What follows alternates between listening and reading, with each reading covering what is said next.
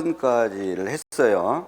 자, 그러면 이제 19번의 세율부터 이 시간에 보도록 하겠습니다. 5회차 19번.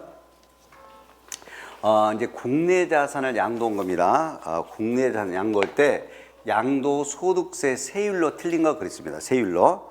세율로 틀린 건 나오는데 거의 주택이나 분양권에서 우리가 세율을 거의 뭐 틀리게 내기도 합니다. 일단 그 동그라미 1항은 보유기간이 1년 이상인, 2년 미만인 등기되어 있는 상가 건물로 되어 있는데, 일단 여러분들이 그 주택이 있고, 그 다음에 주택 이외가 있어. 주택 이외가 있어요. 주택 이외, 토지 등이 있고, 그래요. 토지 등. 그러면 이제 우리가 그 주택은 일단, 미등기돼 있잖아요. 그러면 주택은 무조건 70%. 주택이 아닌 주택 외의 토지나 상가 등, 토지나 뭐 상가 같은 거 이런 것도 미등기는 70%입니다. 70%. 그다음에 이제 당연히 등기 됐어요. 등기 냈는데 1년 미만입니다. 1년 미만. 등기됐는데 1년 미만이에요. 주택 70%입니다. 주택 70%. 주택 외의 토지나 상가 등, 주택 외의 토지나 상가 등 나머지 부동산은 등기돼 있다. 1년 미만 50% 세금입니다. 차이가 있어요. 주택은 등기돼 있어도 1년 미만은 몇 프로 세금? 70%. 그래서 제가 오전에 주택 1년 미만 70%를 별표 쳤어요. 주택이 아닌 일반 토지나 상가 등은 등기돼 있다. 1년 미만 50%입니다. 다행히 1년 이상은 넘었다. 1년 이상 됐는데 2년 미만이다. 2년 미만이다. 자, 그러면 우리는 여기 60%. 예, 주택은 1년 이상 2년 미만은 60%예요. 근데 주택 외의 토지나 상가 등은 40%가 됩니다. 40%가 돼요. 40%. 등기되고 2년 이상이 되어야 돼. 2년 이상이 되면 똑같아. 6%부터 45%. 이걸 우리는 여러분들에게 제가 기본세율이라고 설명했죠. 맞아요? 기본세율이라고 했죠? 일반 토지나 상가 등도 2년 이상이면 6%에서 2년 이상이면 6%에서 적용합니다. 6%에서 45%. 이것도 기본세율을 적용합니다. 기본세율을 적용해요. 이렇게. 차이는 이거예요. 차이는 등기됐을 때 주택 1년 미만은 70%를 주택 외의 토지 등은 50%. 오케이? 1년 이상 2년 미만 주택은 60%를 주택 외의 토지나 상가 등은 40%. 여기서 차이가 있습니다. 주택은 1년 미만이 70%, 주택 외의 토지나 상가 등은 1년 미만이 50%. 이렇게. 그다음에 주택은 1년 이상 2년 미만 60%요. 일반 상가나 토지 등은 40%고. 오케이. 그다음에 2년 이상은 동일해. 2년 이상은 동일해요. 2년 이상은 동일하다. 동일. 오케이. 자, 그러면 이제 우린 여기서 하나만 더하고 이 세율을 보면 금방 풀려집니다. 여기다가 이제 가운데 분양권을 집어넣겠습니다. 분양권. 자, 분양권은 미등기 이런 거 없어요. 분양권은 등기 치는 거 아니야. 분양권 1년 미만 주택과 똑같이 70%. 1년 이상 2년 미만 분양권 60%. 분양권은 2년 이상도 60%다 이 말이야. 분양권은 몇 년 이상도 60%다? 2년 이상도 60%. 2년 이상도 60%. 자, 요거를 좀 눈에 익혀놓으면 좋겠습니다. 이걸 눈에 익혀놓으면 분양권은 2년 이상도 60%가 되겠네. 오케이. 자, 여기 등기됐을 때 1년 미만 주택 70%, 주택 외의 토지 등은 50%. 예? 그다음에 1년 이상 2년 미만 주택은 60%, 주택 외의 토지 등은 40%. 예? 2년 이상은 6%부터 45% 같아요. 분양권은 2년 이상도 왜요? 60%. 미등기는 다 70%예요. 미등기는 다 70%입니다. 미등기. 자, 핵심에서 벌려고 하지 말고 여기를 한번 봅시다. 미등기는 둘 다 70%다 이거야. 70%. 자, 그럼 봅시다. 동그라미 1항 볼게요. 동그라미 1항. 자, 보유기간이 1년 이상 2년 미만 등기돼 있다. 일반 상가 건물이요. 자, 1년 이상 2년 미만 일반 상가 건물 100분의 40. 40% 맞네? 100분의 40. 그 다음에 이거 주택이네. 1년 미만 1년 미만 주택은 100분의 70. 네? 주택 1년 미만 무조건 100분의 70. 분양권 나오네. 분양권은 1년 이상 100분의 60 가야 돼. 분양권이죠? 분양권은 1년 이상 100분의 60. 분양권 나오면 이거 100분의 60이죠. 1년 이상 100분의 60이죠. 1년 미만은 100분의 70. 1년 이상 100분의 60 이렇게. 그래서 3번이 정답이 돼. 비삼용 토지는 10%더 플러스해. 그러면 원래는 과세 표준이 1,400만 원 이하면 원래는 100분의 6이거든. 100분의 6%인데 비삼용 토지는 10% 더해야 돼. 그러면 10% 더하니까 비삼용 토지는 얼마? 100분의 16. 16%다 이거야. 100분의 16이 16%예요. 비삼용 토지는 1,400만 원까지가 6%에다 10% 보태면 16%가 되는 거예요. 만약에 비삼용 토지가 아니라면 100분의 6. 비삼용 토지는 1,400만 원까지는 100분의 16. 예? 비삼용 토지는 10% 더하기. 10% 더하기. 할 수 있을까요? 이거 넘어갑니다. 이거 넘어갈게요. 비삼용 토지는 10% 더하기다. 미등기는 무조건 100분의 70입니다. 예? 미등기는 무조건 100분의 70이다. 미등기는 100분의 70이죠? 그죠? 예. 그래서 몇 번이 틀렸다고요? 3번이 틀렸습니다. 세율은 요놈만 해도 돼. 요놈만 해도 돼요. 다른 거 다 암기 안 해도 됩니다.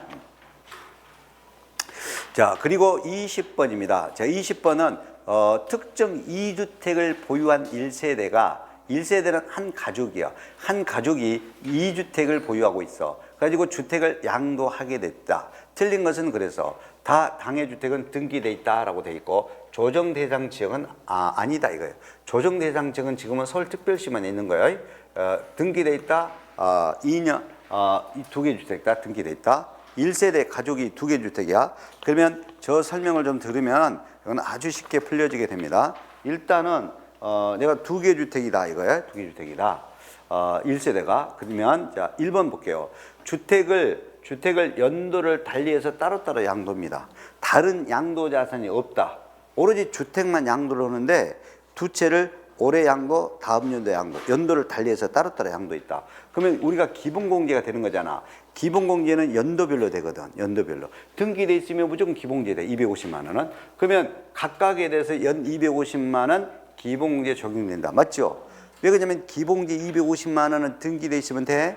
1년마다 공제돼. 1년 단위로. 그러면 연도를 달리해서 주택을 따로따로 팔면 각각 연도마다 얼마씩 공제받아? 250만 원씩 기본공제받아. 연도 달려면 각각 250만 원씩 공제받아요. 등기돼 있으니까. 그 다음에 2개에서 먼저 양도하는 주택은 적용 요건이 충족하면 적용 요건이 충족했다는 것은 3년 이상 보유가 됐다 이거요. 그러면 장기 보유 적용이 된다. 맞죠? 2개 중에서 어느 하나 주택을 먼저 양도해. 그러면 이제 등기돼 있다고 돼 있어. 그러면 적용 요건만 되면 3년 이상 보유. 적용 요건만 되면 장기 보유가 돼. 그 다음에 이제 2개에서 하나를 팔았어. 그럼 나중에 하나 남았어. 나중에 하나 남은 것은 1세대 1주택 비과세 비자 들어있네. 비과세권 충족하면 비과세 됩니다. 자, 2개 중에서 하나 팔았네? 그럼 하나 남았지, 나중에 거. 나중에 하나는 비과세권 충족하면 뭐 한다? 비과세 돼요? 비과세권 충족하면. 이 1세대 1주택 비과세에 대해서는 제가 또 다음에 강의 때 자세히 설명해 줄 거예요. 제가 설명을 잘 해줄 거예요. 1세대 비과세도. 다 할 필요 없어. 딱 우리가 필요한 것만. 그래서 3번도 맞습니다. 2개 중에서 하나 양도했다. 그 다음에 나중에 양도하는 것은 1주택만 남게 되니까 1세대 1주택 비과세권 충족하면 비과세가 됩니다. 그리고 동그라미 4번이죠. 먼저 양도하는 주택에 대해서 미등기에 해당한다면 과세 표준의 100분의 70의 세율이죠. 미등기니까. 미등기는 과세 표준 얼마 적용? 100분의 70. 2개 중에서 먼저 양도하는 주택에 대해서 미등기 상태로 팔면 과세 표준의 100분의 70의 세율이다. 그리고 동그라미 5번입니다. 먼저 양도하는 주택의 양도소득 금액을 계산하는데 양도 당시라고 또 써졌네. 양도 당시 실질거래가가 확인할 수 없다. 그럼 양도가액을 추계할 때는 매감기로 따져야 돼. 매감기로 따져야 되는데 거꾸로 써놨네. 기감매. 뭐 말도 안 되네. 그래서 5번이 틀렸습니다. 양도 당시 실질거래가 확인할 수 없으면 그냥 어떻게 하면 된다? 매매사례가액, 감정가액, 기준시가로 이렇게 하면 돼요. 매매사례가액, 감정가액, 기준시가를 순차로 적용하여 그래야 돼.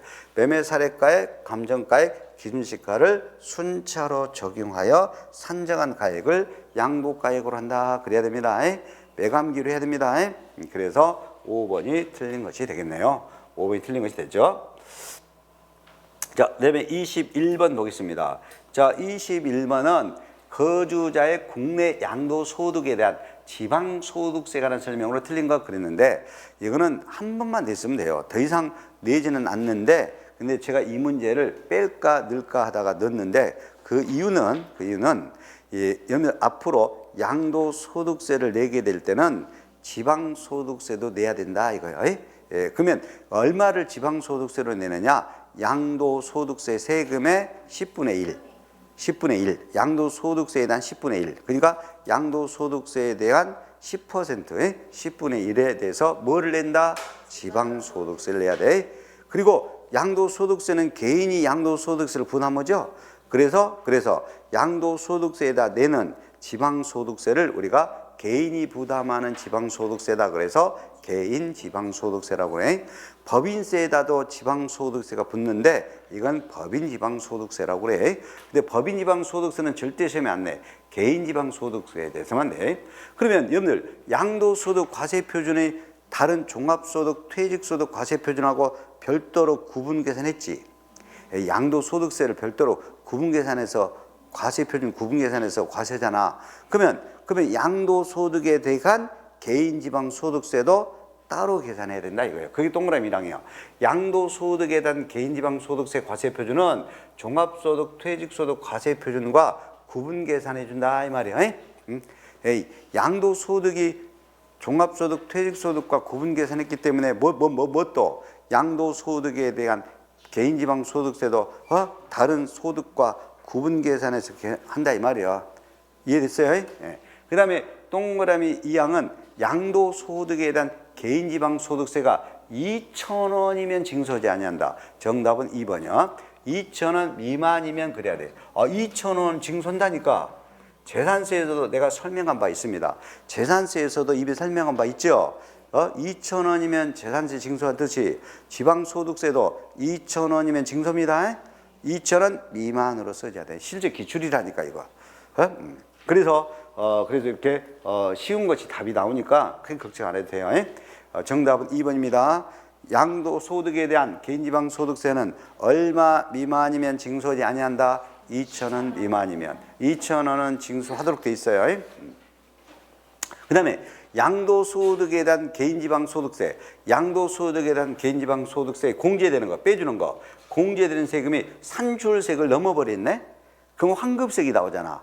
이때는 없는 것으로 하도록 돼 있어. 없는 것으로 하도록 돼 있어. 그러니까 개인지방소득세의 산출세액보다 공제세액이 산출세액을 초과돼 버려. 그러니까 산출세금보다 빼주는 공제세금이 더 크더라 이 말이야.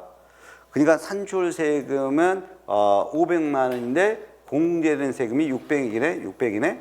그러면 공제된 세금이 600이면 이 100만 원 초과되지. 100만 원은 초과된 것은 없는 걸로 해. 그래서 공제된 세금이 600만 원이라도 공제되는 세금을 500만 원으로 해가지고 납부 세금을 0으로 합니다. 0으로. 그러니까 결론은 빼주는 공제되는 세금이 산출세액보다 더 초과돼 버리면 그러면 그 초과되는 세금은 뭐 한다? 환급해 준다. 없는 것으로 한다. 없는 것으로 한다. 환급 없어요. 환급 없어. 지방소득세는 환급 없어요. 환급 없습니다. 그러니까 지방소득세는 공제되는 것이 산출세액보다 더 많으면 환급한다. 없는 것으로 한다. 없는 것으로 합니다. 오케이. 그런 내용입니다. 자, 그 다음에 동그라미 4번은 양도소득 개인지방소득세 과세표준은 당연히 양도소득세 과세표준으로 그대로 하는 것이 원칙입니다. 그러니까 개인지방 양도소득세 과세표준도 양도소득 과세표준을 그대로 적용해요. 그대로 적용입니다. 그러면 우리가 동그라미 5번이요. 보유기간이 8개월인 주택이야. 그러면 1년 미만이지. 그러면 여러분들 양도소득세 세율이 어떻게 된가? 1년 미만은 100분의 70이지. 맞아요? 근데 지방소득세는 요 100분의 70에 10분의 1로 해야지. 예? 그러면 100분의 70에 10분의 1이면 그러면 1000분의 70이죠. 맞아요? 그러면 어차피 개인지방소득세 과세표준이나 양도소득세 과세표준이 동일해. 근데 과세표준이 동일하니까 곱해주는 세율은 개인지방소득세는 거기 양도소득세 세율의 뭐요? 10분의 1로 해야지. 이해됐어요? 참 머리가 좋으신들은. 그래 10분의 1로 해야 돼. 그러면 100분의 70이 얼마로 된다? 1000분의 70으로 됩니다. 왜 1000분의 70으로 된다? 그렇지. 양도소득세 세율에 얼마로 해? 10분의 1로 합니다. 양도소득세 세율에 얼마로 한다? 10분의 1로 한다. 에? 오케이? 그러니까 여러분 앞으로 이제 머릿속에 생각할 것은 양도소득세를 내가 1000만 원 내면 10분의 1인 100만 원을 지방소득세로 내야 된다 이거야. 양도소득세를 5천만 원 내면 그래 10분의 1인 개인지방소득세로 얼마 낸다? 500만 원 내야 된다 이거야. 양도소득세에 대한 10분의 1에 해당하는 금액을 뭘로 내야 된다고요? 개인지방소득세로 내야 된다.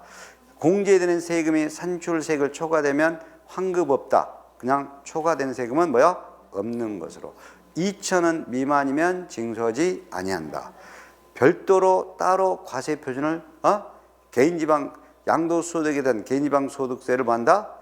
종합소득 과세 표준과 뭐요? 따로 계산한다. 이렇게 됐습니다. 그래서 몇 번이 틀렸다고요? 2번이 틀렸습니다. 2,000원이면 징수된다고 그랬어요. 자, 다음 문제 보겠습니다. 문제 그냥 잘 냈네요. 그냥 이거 시간이 걸릴까봐 낼까 말까 했는데 한 번 정도는 설명해 줄 필요가 있어서 했습니다. 그 다음에 22번으로 갑니다. 국내 소재 부동산과 부동산에 관한 권리를 양도했다. 설명으로 틀린 거. 자, 거주자가 국내 부동산을 팔거나 부동산 권리를 팔았단 말이야. 설명으로 틀리는 것. 1항 부동산 매매 계약을 체결한 거주자가 계약금만 지급한 상태에 있어. 아직 잔금을 안 치렀어. 등기 안 넘겼어. 그 상태에서 돈 받고 팔아먹어 버려. 이걸 우리는 부동산에 관한 권리 양도요. 이것도 양도소득세 과세 대상 이다. A. 전매했다냐. 전매. 계약금이 지급한 상태에서 양도하는 권리 이걸 팔아먹은 거야. 그러면 이것도 과세 대상입니다. 동그라미 2번 상속받은 부동산을 양도해. 상속받았다가 부동산을 양도해. 그러면 상속받을 때 이미 기자요. 이미 낸 납부한 상속세도 양도책 계산할 때 필요금으로 공개받을 수 없다로 가야 돼. 있다가 틀려. 우리 시험은 이렇게 있다 없다 이런 걸로 틀리게 됩니다. 없어요. 이미 납부한 상속세는 나중에 양도할 때 필요금으로 공개받을 수 없다. 없다요. 그 다음에 상속받은 부동산은 언제 취득이래요? 상속 개시된 날. 맞죠? 근데 상속받은 부동산 양도하는데 문제는 뭐야? 세율 적용. 양도소득세를 적용할 때는 상속받은 것은 보유기간은 누구의 취득일로부터 해야 돼? 피상속인 취득일로부터 상속인이 양도한 날까지가 보유기간이요. 피상속인 취득한 날부터 해봅니다. 뭘 적용할 때? 그렇지. 세율을 적용할 때. 세율을 적용할 때는 피상속인이 그 부동산을 취득한 날. 보통은 사망처럼 상속이 개시된 날이야. 근데 세율 적용할 때는 피상속인이 취득한 날로부터 한다라는 것. 오케이. 자, 그 다음에 동그래 우왕 지문이죠. 자, 부동산의 소유권을 취득했는데 민법 규정에 따라 점유냐, 점유. 민법 규정에 따라 부동산 소유권 취득, 이거의 점유예요, 점유. 점유는 양도소득세에서는 언제 취득이려? 점유개시이요. 점유개시이요. 지방세법은 등기일이나 또는 등록일이고 지방세법은 점유로 인한 취득은 등기일이나 등록일입니다. 소득세법은 점유를 개시한 날이 됩니다. 그래서 5번도 맞는 거네. 그러면 틀린 것은 이제 우리가 몇 번이 틀렸다고요? 동그라미 2번 틀렸다. 이미 납부한 상속세는 나중에 양도할 때 필요 경비로 산입할 수 없다가 돼야 돼. 자, 그리고 다음 문제를 보겠습니다. 23번. 국내에 있는 자산의 기준시가에 대한 설명으로 틀린 거. 기준시가. 그러면 기준시가는 양도소득세를 적용할 때 매감 환기 그럴 때 기준시가라는 게 있잖아. 여기서 기준시가는 들어봐요. 여러분들 토지는 매년 5월 달에 부동산 가격 공시에 관한 법률에 따라서 공시되죠. 네? 그러면 공시되는 개별 공시지가가 뭐가 된다? 기준시가가 된다라고 말씀드렸어요. 생각날 건데 또 이것도 페이지 확인할 수 있어요. 이것도 개별 공시지가가 기준시가가 됩니다. 그런데 이렇게 개발사업 등 지가가 급등하였거나 급등을 우려가 있는 그 지역을 국세청장이 따로 지정해. 이걸 우리가 지정지역의 토지라고 그래. 지정지역의 토지 기준시가는 배율 방법으로 한다고 그랬어. 이 배율 방법이라는 것은 개별 공시지가에다가 곱하기 배율입니다. 곱하기 배율. 이런 거 우리가 배율 방법이라고 해요. 배율 방법. 다시 말하면 토지 기준시가는 원래는 개별 공시지가라니까. 근데 지가가 급증하거나 급증할 우려가 있는 지정지역의 토지는 따로 지정했으니까 지정지역 토지는 배율 방법이라니까. 배율 방법은 뭐요? 개별 공시지가에다 배율을 곱해준다니까. 그다음에 동그라미 2번 상업용 건물에 대해서 올해 거 새로운 기준시가가 아직 고시 전혀. 올해 거가 아직 고시가 안 됐다니까. 그러면 이미 고시된 직전에 기준시가 이거 하면 되는 거지. 안 그래요? 예. 자, 이렇게 고시는 토지는 5월 달에 공시되고 주택은 4월 달에 공시되잖아. 그러면 새로운 아직 5월 달에 안 돼 가지고 새로운 토지에 대한 기준시가가 고시 안 됐어. 그러면 뭘 적용하면 돼? 직전 거. 새로운 것이 아직 고시 안 됐으면 직전 거 적용하는 거. 맞아요. 그다음에 동그라미 3번은 잘 들어야 돼. 민사집행법에 의한 저당권 실행을 해. 그래서 토지가 경매처분돼. 근데 그 경락가액에다 8천만 원 써. 이 경락가액 8천만 원이 개별 공시지가가 1억이요. 근데 개별 공시지가 1억보다 경락가액이 8천만 원으로 낮아. 그러면 여러분들 실제로 경락된 거, 내 토지가 경락됐는데 경락가액은 8천인데, 예? 근데 공시지가는 1억짜리. 공시가 1억짜리인데 경락이 8천이에요. 그러면 실제로 경락가는 8천이면 그럼 이 경매되는 거 양도가액을 1억으로 하면 돼? 안 돼? 안 되지. 불리하잖아. 내 입장은. 실제로 8천만 원이 경락됐으니까. 이런 경우는 그 개별 공시가 1억에서 공시가 1억에서 이 차액이 얼마 차액이요? 그렇지. 2천만 원 차액을 2천만 원 차액을 공시지가에서 차감 빼버려. 그 빼버린 것이 그럼 빼버려. 그러면 1억에서 차액 2천만 원 빼버리면 얼마요? 그래 8천만 원을 뭐요? 8천만 원을 뭐 한다? 기준시가로 한다 이 말이요. 그러면 무슨 말이에요? 우리는 기준시가로 해야 되는데 경락금액이 이 개별 공시지가보다 낮아버리면 그러면 그 기준시가에서 차익을 빼가지고 실제로 뭘로 된 거 경락된 금액으로 한다 이 말이야. 그러면 우리나라 제가 한두 번 말하게 되는데 꼭 우리나라 법은 꼭 이렇게 돌려치기를 해. 그냥 경락 금액이 공시지가보다 경락 금액이 낮으면 낮은 경락 금액을 기준시가란다 그러면 되잖아. 근데 꼭 경락금이 낮았으면 기준시가에서 차익을 빼가지고 해라. 똑같은 말을 돌려치기 오고 있어요. 결론은 그래요. 자, 기준시가보다 뭐가 낮아? 경락금액이 낮아. 그러면 그 차익을 기준시가에서 빼가지고 뭘로 해라? 경락금액으로 해라 이거예요. 경락금액을 뭘로 해라? 기준시가로 해라 이거예요. 오케이? 경락금액이 개별 공시지가보다 낮으면 무엇을 기준시가로 해라? 낮은 경락금액을 기준시가로 해라. 이해됐나요? 예, 그만 설명하겠어. 그래서 3번도 맞는 것이 돼요. 동그라미 4번입니다. 부동산을 취득할 수 있는 권리가 분양권이요. 분양권의 기준시가는 분양권 등 입주권 등 기준시가는 불이반 지금까지 돈으로 납입된 거요. 분양권을 취득하기 위해서 또는 팔 때까지 납입한 금액으로만 해?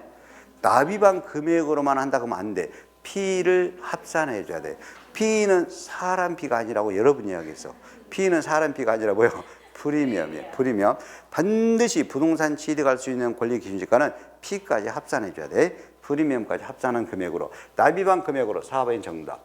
그 다음에 오피스텔 등 국세청장이 지정하는 오피스텔 등 기준시가는 무조건 끝들이요. 국세청장이 산정고시.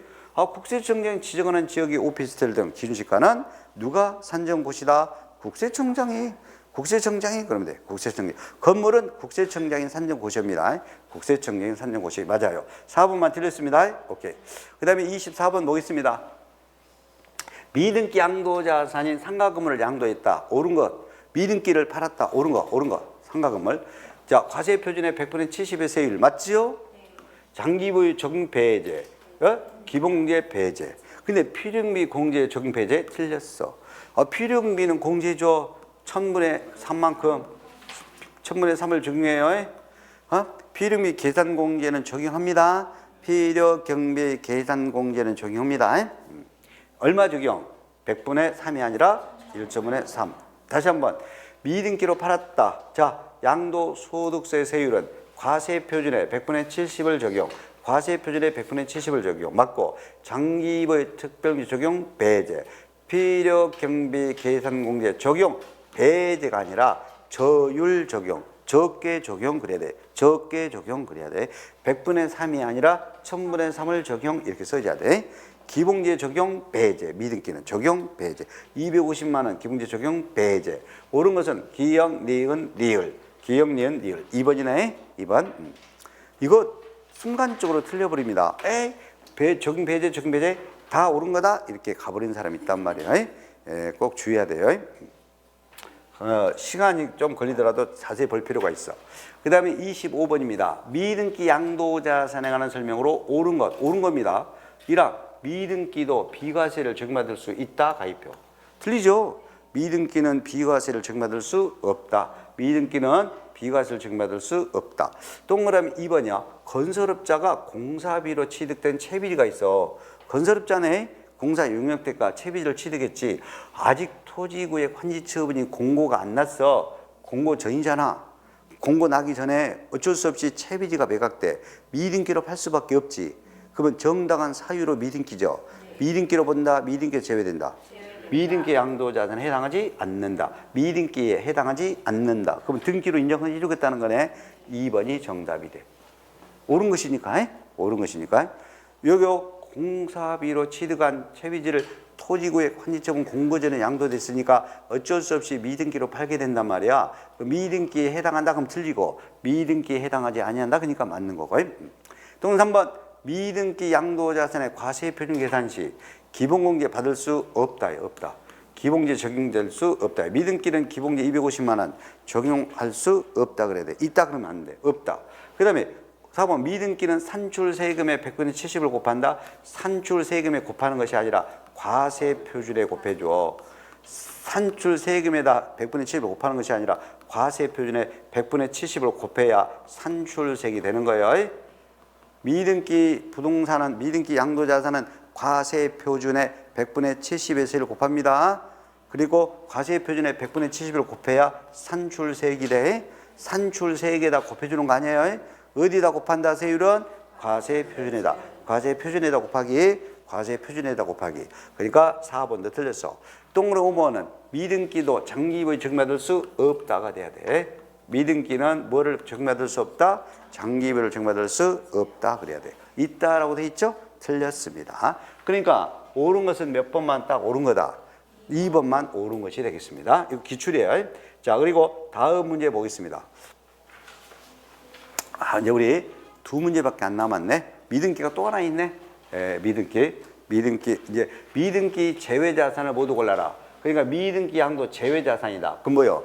미등기로 보지 않는 거. 미등기로 보지 않는 거. 등기로 인정해 주는 거. 자, 기업은 양도소득세 비과세권 충족했다. 분명히 비과세권 충족 1세대 1주택이어야 돼. 근데 건축법에 따라 허가를 받지 아니하여 등기가 불가능하다. 그럼 이거는 미등기 양도에서 제외 자산이야. 맞아. 왜 그래? 양도소득세 비과세 충족한 1세대 1주택이지. 근데 허가를 받지 않으면 등기를 칠 수가 없잖아. 그리고 허가받지 아니하여 등기가 불가능한 것은 미등기로 본다. 미등기에서 제외된다. 미등기에서 제외된다. 니은 법원의 결정, 법률 규정으로 양도 당시 그 자산의 취득에 대한 등기가 불가능해. 이것도 미등기에서 제외된다. 법률 규정, 법원 결정이잖아. 이것은 토지개발 사업이 종료되지 않았잖아. 그러면 토지 취득 등기를 하지 아니하고 양도를 해. 예? 이것도 미등기에서 제외되는 거네. 보세요. 도시개발 사업이 종료되지 아니하여 토지 취득 등기를 하지 아니하고 양도하는 거 미등기에서 제외되는 거예요. 그러면 세 개 다 미등기에서 제외되는 거지. 그래서 기억, 니은, 디귿 5번이 정답이 돼. 나는 이 문제 냈을 때 속으로 좀 서운하더라고. 세상에 세 개만 주어지고 미등기 양도에 제외되잖아. 5개는 줘야 될 거 아니야. 5개는. 나를 뭘로 보고 3개만 자료 주고 오지 선당이니까 그래도 5개 자료를 줘야 될 거 아니야. 3개만 딱 주어지고 미등기 양도자산에서 제외되는 거 모두 골라라. 꼭 요거 기억은 좀 주의해야 돼. 1세대 1주택 비과세권 충족해야 돼. 비과세권 충족해야 돼. 1세대 1주택 해야 돼. 근데 허가받지 아니하여 등기가 불가능한 것. 그러니까 결론은 여러분들 무허가 주택도 들어봐. 허가 안 받은 무허가 주택도 1세대 1주택 비과세권 충족하면 비과세 해주겠다 이거요. 무허가 주택이니까 등기를 못 칠 거 아니야. 근데 1세대 1주택 비과세권 충족했단 말이야. 그럼 미등기로 안 보고 등기로 인정해서 1세대 1주택 비과세 계속 해줍니다. 그럼 결론은 무허가 주택도 1세대 1주택이면 등기를 안 쳐도 미등기에서 제외되어 비과세 그대로 해주겠다 이 말이에요. 이해됐죠? 네, 그럼 안 잊어먹겠죠. 정답은 5번이 되겠습니다. 자, 마지막 27번. 자, 좀 종합적으로 제가 문제는 이건 구성한 겁니다. 이건 기출 문제가 아니라 제가 좀 종합적으로 문제를 풀어주기 위해서 마지막 문제로 했어요. 자, 양도소득세 관한 설명으로 틀린 것 그랬습니다. 1항 토지 양도가액은 원칙적으로 양도 당시 양도자 판 사람, 양수자 산 사람 간에 뭘로? 그래 실제로 거래된 거예요. 양도가액은 양도자, 양수자 사이에 실제로 주고받은 거래된 실질 거래가액으로 해야 됩니다. 맞아. 동그라미 2번 소득세법상 갑이 특수관계 없는 을에게 무상이라 했죠. 무상으로 고가주택을 넘겨줘서 무상으로 공짜로 무상으로 주게 되면 양도소득세 과세상이 아니다요. 이렇게 증여 원인으로 주면 증여세 과세 원인. 상속으로 무상 이전이면 뭐요? 상속세 원인이 되지. 양도소득세로 내는 거 아닙니다. 무상 이전은 양도소득세 과세상이 아니야. 동그라미 3번은 배우자나 직계주민식이 아닌 자간으로만 나와. 아닌 자야. 부담부증해야. 수증자가 증여자 채무를 빚을 인수했어. 그러면 채무액 인수액, 채무액 상당액, 채무액에 해당되는 부분은 양도소득세 과세 대상 이다 그래야 돼. 이다 그래야 돼. 이다. 자, 여러분들 5억분의 채무액 3억을 인수했으면 5억분의 채무액 3억의 상당액은 이를 뭘로 봐? 유상양도로 보는 거야. 근데 양도 채무 인수 부분을 양도소득세 과세 대상 이다로 써야 하는데 아니다고 돼 있으니까 3번이 틀린 거단 말이야. 그리고 이거는 이제 비과세에서 배우게 될 건데 법원으로부터 파산 선고를 받았어. 파산 선고에 의한 처분으로 인해서 생기는 소득은 비과세입니다. 세금 안 내요. 비과세. 파산 선고 처분으로 생긴 소득이잖아. 그러면 양도소득세 비과세, 파산 선고 처분 비과세 해줍니다. 이렇게. 그래서 4번도 맞습니다. 그 다음에 5번입니다. 미등기 양도는 장기보유, 기봉제 둘 다 적용되지 아니한다. 맞네. 미등기로 팔아봐. 장기보유 적용, 기봉제 적용이 둘 다 뭐한다? 적용이 되지 아니한다. 미등기 장기보유 적용 배제, 기봉제 적용 배제 맞아요. 그래서 틀린 것은 몇 번이라고요? 3번이 틀렸다는 거. 꼭 채무 인수 상당액은 양도소득세 과세 대상이 된다. 부담부증에. 오케이. 이렇게 해서 27번까지 문제를 모두 풀어봤습니다. 모두 풀어봤죠? 자, 여기 합격을 기원합니다. 자, 오늘 여기까지 하겠습니다. 자, 다음에 또 뵙도록 하죠. 수고 많았습니다.